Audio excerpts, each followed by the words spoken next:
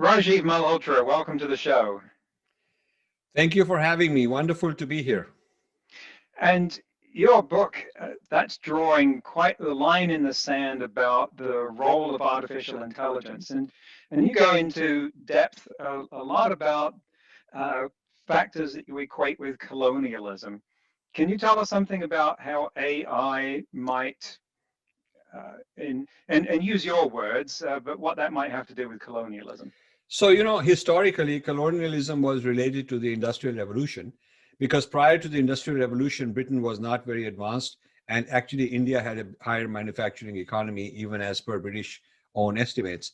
The colonialism happened largely because British Industrial Revolution gave them the power, gave them the economic might. They could then turn the colonies into sources of raw material and captive markets for finished goods. So this is how the colonialism and the industrial revolution were feeding each other. If there hadn't been an industrial revolution, then the colonial enterprise might never have happened, or it might not have lasted so long. So there is that relationship that a breakthrough technology creates haves and have-nots, and the new colonial powers could well be United States and China, like they were Britain and France in those days. And then, so this is an interesting analogy. The colonial enterprise led by the East India Company, the East India Company was a private enterprise like Google, like Facebook, like Twitter, like Amazon, like Mike, all these kind of digital giants. East India Company was bigger than the British government. So it was a private enterprise that created a whole colonial enterprise, colonial empire. So there is that kind of a parallel. But today, it's the ability to take raw data, which is called big data, from a whole lot of places in the world, in the guise of giving them free services, and in the guise of helping them, which is also true. But then using this big data to train algorithms to become smarter and smarter. And as the algorithms get trained using this data, they can become smarter and outsmart human beings in many ways, know more about people than they know about themselves, and then turn around into sophisticated products that are sold back into those markets from where you got the raw material of data. So that's also a kind of a colonialism, maybe more like imperialism. That's why I use this analogy. I see. And you've talked about how Western algorithms are biased towards what you refer to as Western universalism, and Chinese algorithms favor Chinese nationalism. And I can kind of unpack that, but could you do that for us and tell us what those implications are for countries outside of that orbit? So, Western universalism is a term I discussed in great detail in a book of mine called Being Different, an Indian challenge to Western universalism. Western universalism is the result of Western history, European history, uniqueness of Western thought that emerged out of West's experiences, and which are not the same as experiences that other people have had. Everybody has its own experiences and come up with their own worldview as a result of it, their own social structures, political structures. But in the case of the West, it had the power over the rest of the world, and therefore the arrogance to assume that its experiences are universal. So you don't have Africans going around saying this is African universalism. I mean, it's particular to the Africans. And, there are some societies that claim that their thoughts are universal, but the power of the West has enabled it to establish this as part of the colonial enterprise. So Western universalism, the spread of the English language, we're speaking in English, the international multifaceted, multilateral agencies, all controlled and defined and designed by the West, have helped spread values. What is a nation? What are human rights? What is the concept of currency? What the dollar as a reserve currency? I mean, all of the things that comprise the world order have been designed largely by the West. And so the Western universalism is a sort of the premises of the trajectory of history, the premises of what's socially desirable and undesirable, a lot of the values, a lot of the legal systems. All of this comprises the Western lens, which I call Western universalism. Now, China is the most successful contender that has said, hey, listen, hell no, we don't buy that. We're going to assert our own universalism. We have our own idea of the nature of progress and how a society should evolve. And you may think that we are totalitarian. We think that we need to be for a while in order to improve the lot of a large number of people very rapidly. So we are macro optimizing, not micro optimizing for the short term, and therefore, and we have a right to have our own idea of universalism. So China has created its universalism around the Confucian idea, into which they brought in communism and Marxism, and then they brought in the free enterprise. But overall, the Confucian idea of a collective good, overriding the individual good, overriding the individual rights, it comprises their key narrative. So these are two universalisms competing on the world stage right now. And we're getting quite deep into this issue, and I want to back out for a minute because I think it would help to set some context for our listeners on just what has propelled you into this sphere of debate and moved you to write this book. Can you give us some background on what has brought you to this point? Because writing a book, especially one this thoughtful and this long, it takes a lot of commitment. And so what's driving that commitment in you? What experiences led to that? So, I'm a computer scientist by training, and 50 years ago when I was in grad school, AI was my topic. Of course, it was a very embryonic field in those days. And then I had a successful career in the technology area, both as a corporate executive, then as a consultant in helping AT&T, British Telecom, a whole lot of these people get into the IT field. And then I branched off and became my own entrepreneur. I had 20 companies. And then I had some spiritual experiences. So I resigned, got out, exit all that, and started pursuing a different life of giving back, researching, understanding humanity and spirituality and traditions and so on. So I've been into that for the last 26 or 27 years. However, 5 years ago, I decided to go back into the AI field because I found that AI has gone way beyond what I expected it would during my lifetime. And so I saw issues. I saw issues of new haves and have-nots emerging. I saw that even the discourse on the ethics of AI is being controlled by the Googles and the Microsofts. If you go to organizations that are talking about AI and human rights and AI in society, you'll find that the sponsors and many of the people who are on the board, much of the money, it's controlled by these same companies. So there isn't an independent oversight. I thought that like the global warming and climate change and these kind of issues are now public discourse. 30, 40 years ago, they were not. A few people were talking about them, and they were considered conspiracy theorists, and they were considered, that this is out of line. Maybe it's too exaggerated. There's no problem. I think that the issue of AI today is where the issue of climate change was, say, 30 years ago. But things are moving very fast. There will be problems, and nobody is speaking out who has the credentials, the authority, the knowledge to do so, but who's not aligned and not part of one of these camps. And so the people who are going to be, if not victims, that may be too strong a term, but people who are going to be compromised, people who are going to be affected, are the bottom 50% of the pyramid in terms of, economics and social economic status. A lot of people in poor countries, a lot of people in places like the United States who are minorities, women, and so on. They're going to be affected by all this, but they don't have a seat at the table. They don't have the qualifications. Many of the NGOs who speak for, humankind are just not qualified to go and raise the kind of issues. Social scientists haven't gotten into this to the same extent like, say, climate change. So I saw a vacuum of leadership, a vacuum of discourse that was needed thoughtfully. And so I decided that I should roll up my sleeves. I've spent the last 5 years putting this book together. And so you talk about India's role in particular, because you're obviously well informed in that area. And I think a lot of other people would, when thinking about India and computers, would think of, say, Mumbai and Bangalore as being centers of software development, primarily outsourcing from Western companies, that there is a great disparity in wealth, but certainly some great wealth as a result of that level of activity. And so isn't India actually a powerhouse of software development? Why do we not speaking about them in the same context as say China with respect to AI development? That's a very important point you've raised. India and China both started out doing labor arbitrage.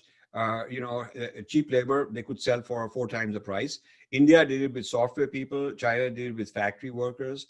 And so, you could hire an Indian, still you can hire a software guy for $10,000 a year, and you can market this to the American client for 40,000 a year, and a few people in the middle make lots of money. So it created several billionaires that India is very proud of, but they basically they traded on brains. The Indians did not keep the intellectual property. So the analogy I give is, poor villagers are brought to a city like Delhi, and they work on a construction site, and they are paid, and there are some middlemen who make a lot of money on it. But at the end of the day, when the job is over, they don't own even one brick that they have installed. The Indian software people don't own a single line of code that they may have installed hundreds of millions of lines of code for Microsoft, but they don't own anything. So they are workers for hire, maybe much better paid than other workers in the country, and a few of them right at the top making a lot of money. But India as a nation and its institutions do not own the intellectual property. So this is taking raw material. In this case, I earlier gave the example of data as raw material. This is brains as raw material. India has exported a large amount of brains as raw material. It has created a middle class, but at the end of the day, the Western countries are ahead in terms of intellectual property, which they can license back. So China is a little different, much smarter than India in this sense, because China took the money they made from arbitrage of factory workers, at least 50% they reinvested in futuristic technologies. They invested in lithium-ion batteries, which is the basis of electrical cars. They have now got 50% market share of lithium-ion in the world.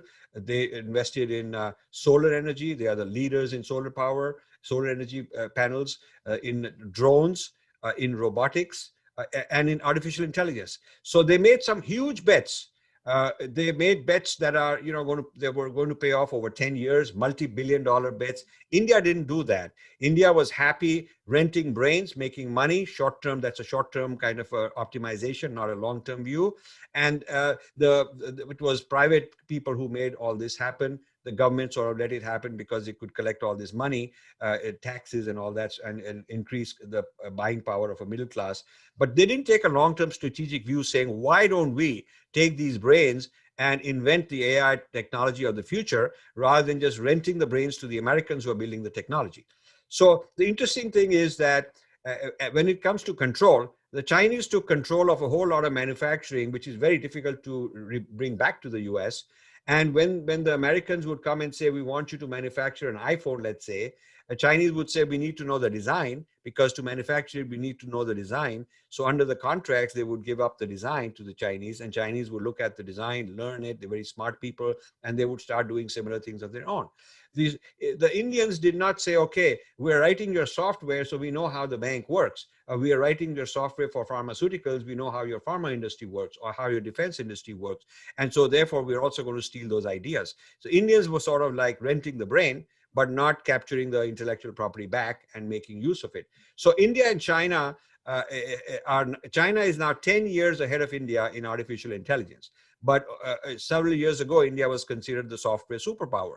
The irony is that the software superpower was basically a services model, not an innovation model, not a model based on building actual products that own the intellectual property, but renting brains to the client and let the client keep all the intellectual property. This is where I have a problem with the Indian strategy.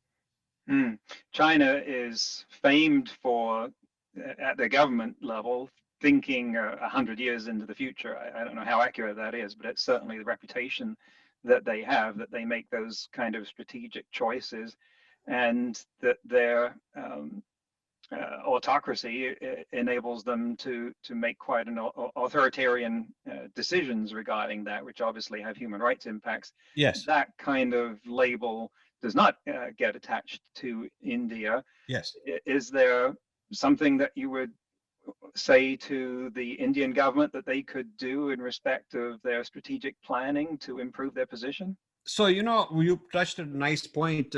Chinese can make short-term sacrifices because they don't have to, can pressure the people to make sacrifices short-term so that they can invest for something that'll be a big breakthrough 20 years from now. They announced a dozen or more years ago that by 2025, they will be the world leading AI power. And the US national security thinks that that's about to happen, and the US is very concerned about it. Now, that's a long-term payoff, and it's not a short-term thing. In a democracy like India, you have to be popular. You cannot tell people, we want you to have pain for 10 years and then your children will be happier. You cannot get away with that. Politicians are known to just give promises and make people feel good and tell people what they want to hear. And making them sacrifice, tighten their belts and all that is not something a democracy can do. So there is an inherent advantage that a totalitarian system like China, I'm not advocating it, I'm just saying that this is one of the benefits they get. They sacrifice their rights, their freedom. The government could be terrible and, like many dictatorships have been, and not give them any benefit. But on the other hand, certain dictatorial type regimes like Singapore. Singapore also had a very autocratic, although they got elected, but they were very autocratic, kind of a tough, heavy-handed government. Discipline was imposed. But in the process, they delivered a lot. China seems to have done that also on a very large scale. They made the people sacrifice their short-term freedom, but they delivered them some phenomenal results, unprecedented in history. Such a huge gain in standard of living on such a large scale never happened before. So the question is, India enjoys, okay, we are free, but the point is that China is gaining the prosperity multiple times the GDP per capita GDP of India, and exceedingly powerful in weaponry and military and political might and clout. So when you compare the two, 40 years ago, they were similar economies. In fact, in many ways, India was way ahead of China in those days. And India followed its way and China followed its way. The results are that China has come out 4 times, 5 times ahead of India in many key technologies. So there are some lessons to be learned about the benefits of centralized planning, long-term planning. People say that you shouldn't have a planned economy, but Singapore has, Taiwan has, South Korea has, China has. So some of these centralized economies have done very well. So India can probably learn a thing or two from that. Mm. It seems that we're shaping up to have another battle of the superpowers, just like the Cold War was America and Russia. Now it's looking like an AI war between America and China, and China is currently estimated to be 2 years behind the United States. So I think they are on target to pull ahead by 2025. And superpower battles are like, Godzilla and Mothra going through Tokyo. They don't notice that they're treading on other people around there, and so that kind of battle has collateral damage to the others, and that might not just be Chinese incursions in the northern territory of India, but what might that mean to be a small player on the AI stage when these superpowers start duking it out? Our listeners can't see, but imagine fists. So, it's already happening. China has colonized, for all practical purposes, large parts of Africa. They have cut a deal in Zimbabwe where, in the guise of giving them surveillance for security, they have put in tens of thousands of cameras, surveillance cameras, and these have facial recognition, so they keep track of who is going where. And this includes government people, military people, officials. Of course, they are giving the government, the benefit of some kind of security, giving them information. But Chinese are collecting all this big data about the movements. And when you know so much about the elite of a country, and you're also listening to all their messages and what they post, what they click, you have a complete profile of every single important person. You could also blackmail them. You could also say that I'll favor this guy over that guy. And you have all this knowledge to do so. And so this is how the colonial enterprise was functioning. The British had numerically very, very few Englishmen posted in India, controlling a huge number of people, because they had this knowledge and they could play one against the other, and they could appropriate and co-opt local people to work for them. So this sort of game China is perfecting. I would say China is, in its experience, They're climbing up the learning curve very rapidly, but they are where the European colonial powers started 200 years ago, and Africa is a perfect place where they're doing it. In some ways, they're also colonizing Pakistan because they've given them a huge amount of money. Pakistan never going to be able to give it back, and they want access through Pakistan to the Arabian Sea for various kinds of reasons, for trade and military and so on. And this, in the process, they're controlling the economy, they're controlling some of the leaders in Pakistan, and again, they have a uh, surveillance system in Pakistan for the sake of security of Pakistan, supposedly, but also it keeps them in control. They know what's going on there. So China is doing this quite effectively. United States has the private sector, these Googles of the world, and all these Facebooks and so on. It's the private sector in the United States doing this internationally and globally. And I'm sure the government has some access to it and knows how to get the benefit of it. Certainly, the U.S. government benefits when U.S. free enterprise goes around the world and does these things. So it's a different, more sophisticated approach. Plus, I'm sure the CIA, well, we know for a fact the CIA, from what Snowden said and so on, the CIA has been doing its own surveillance in this manner. So these two, if you think of them as AI superpowers, are competing not only against each other, but are also competing for colonies. I mean, like France and England were fighting wars against each other, but they were also fighting over colonies. In fact, in India, the British Army and French Army were having wars with each other in India over territorial control. So this is going to be the state of affairs. I think this AI, cyber warfare, this kind of thing has a military implication. A lot of AI gets into military weaponry. Both superpowers are in a race to do that. So a lot of the other countries, they don't have much choice because it takes huge amount of investment to develop these AI systems, and to the scale you cannot do it on a tiny scale. So the rest of the countries, I mean, there are some who are second tier powers: Japan, South Korea, Taiwan, some of the European countries, Russia, Israel. These are sort of second tier players. Maybe they won't get colonized, but they'll align with one or the other perhaps, and they'll have a status of their own. But what happens to the rest of the world after you take care of these people? You still have, 2/3 of the world are not going to be in tier one or tier two. So that is a concern of mine. And I wrote this book because I want to create awareness on that kind of neo-colonialism, neo-imperialism, which is, I think, on its way. And you've made some points there about how most of the world has to think about geopolitics and who's around them, and consider the security and stability of their borders in a way that people in the United States just don't have to. There's no concern about any kind of problem from Canada or Mexico in terms of threatening the stability of the country. Occasional smuggling or illegal immigration has got nothing to do with that, and that provides a different perspective. I think shifting to a term that's become widespread during the pandemic, we've talked about K-shaped recoveries.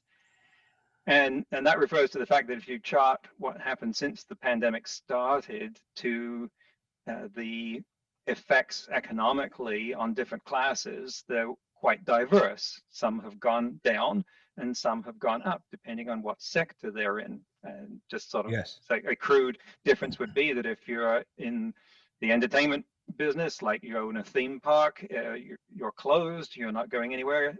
But if your job is, say, making video conferencing software, you're doing pretty well. Likewise, Amazon and so forth. And that's demonstrating how disruption can have inequitable effects. And so it seems to me you're talking about the same dynamic, that a disruptive factor has inequitable effects. Now, the sort of colonial aspirations and effects that you've been talking about, of course, existed before AI began its ascendancy. But what about AI makes that especially pernicious? Well, the scale of money needed is not available to everybody. The scale of technological sophistication is not available to anybody. And there are people who are already in many parts of the world not well educated, even by pre-AI standards. So when AI skilling for AI learning, data sciences, and new kinds of software raises the bar of who's going to make it into this new elite club, a lot of people are going to be left behind. So there's an education factor which separates the people. There's a capital availability of capital factor. There's availability of strategy, in this. So I would say that the K-shaped is a very good example of this, because what's going to happen, I feel, is there will be an exacerbation of inequalities.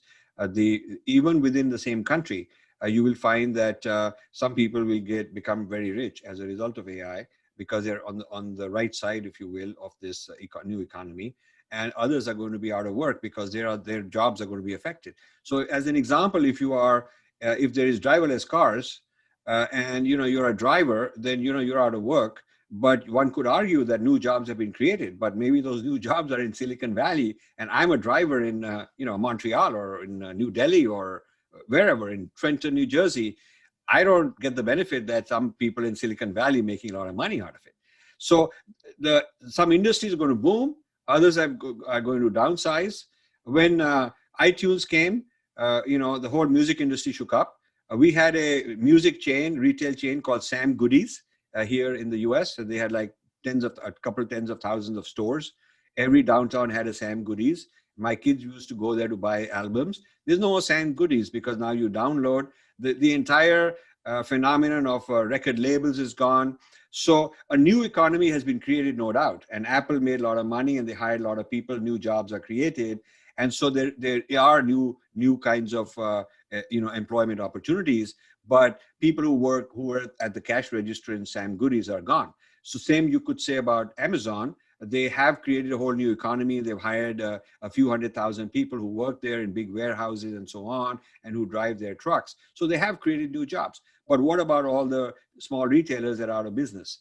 So this disruption is happening at individual levels, at industry levels, in regions of the country, but also between countries where some are going to be colonizers and some are going to be colonized. This, I think, is so serious and so fast compared to the industrial revolution in the 200 years ago. This is happening so fast.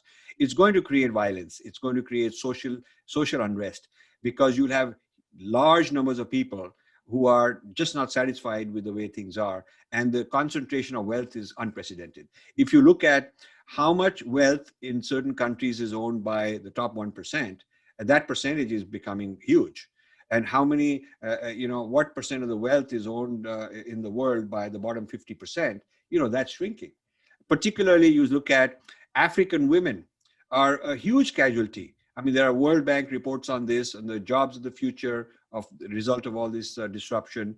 There is International Labor Organization has produced reports, UNCTAD. I've quoted a lot of this in my book.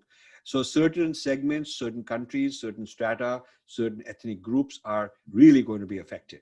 And this is something that requires a conversation on the same level as the conversation on climate change. But we are not having that conversation, and I would like to start that. Well, this is one of the places where we try and have that conversation, and I agree it should involve many, many times more people than we're currently reaching. But thank you for coming here to start that. And for what it's worth, it's going to be a lot easier for self-driving vehicles to take jobs away from people in Phoenix, Arizona, than it will be in New Delhi for quite a while, just given the average state of the traffic.